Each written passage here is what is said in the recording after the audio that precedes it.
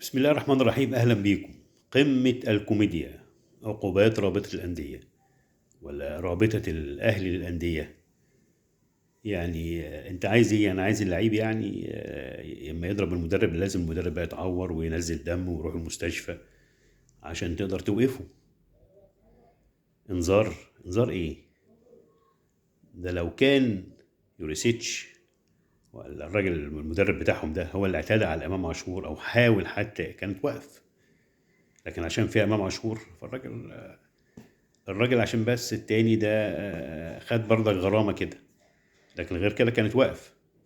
وبعدين تقول لي اصل المراقب ما كتبش في التقرير ان جماهير الاهلي شتمت حد عشان الجماهير تتمنع من حضور المباريات.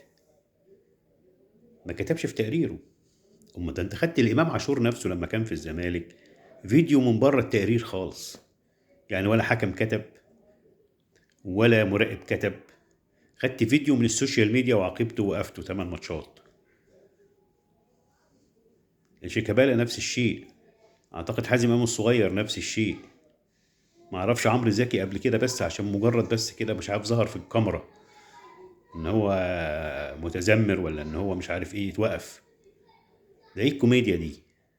وبعدين بتقول احمد زاهر، انذار احمد زاهر وتغريمه 30,000 جنيه عشان اعتدى على محمد شوقي مدير الكرة في النادي الاهلي.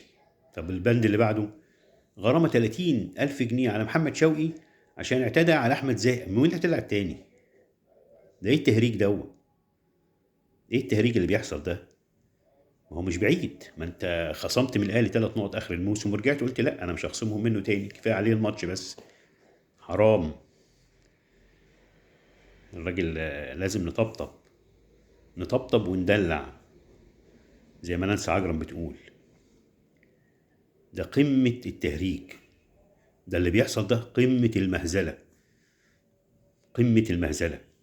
هي الرابطة دي ملهاش لايحة ولا اللايحة دي بتطلع على الكيف؟ يفكرونا بالفيلم بتاع الزوجة التانية.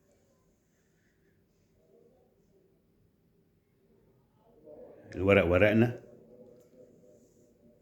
والدفاتر دفاترنا ونعمل اللي احنا عايزينه، واللي يخبط في راسه في الحيطة يخبط مش مشكلة. انت عندك برضك يعني موقف مجلس الإدارة ايه؟ ولا حاجة. مفيش رد فعل، خلاص الرابطة اللي هي عايزاه بتعمله، اللي هي عايزاه بتعمله. مفيش حد بيقول لها لا اي ولا حد بيقول لها لا ولا حد بيقول لها اي. مفيش. انت بتتكلم بقى على كاس، طب ما هو انت هتفتح القيد 2/6.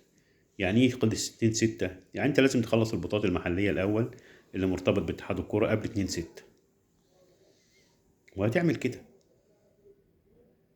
وهيتأيد زيزو 2/6 هيتأيد وهيروح كأس العالم. دخلنا بقى في قصة المحاكم وبتاع وفسخ العقد واللعب بالقانون. نتمنى ان يكون في تحرك من مجلس إدارة، ما يبقاش ان احنا رد فعل، لا ده احنا الفعل نفسه وهو يبقى رد فعل. ان خلاص كده بقت على المكشوف. عشان الناس اللي كانت بتقول لك يرجع وما يرجعش يروح وما يروحش ينبطوا بقى ويسكتوا.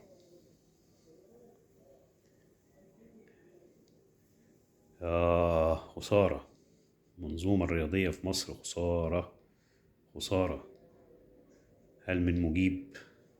لا مجيب.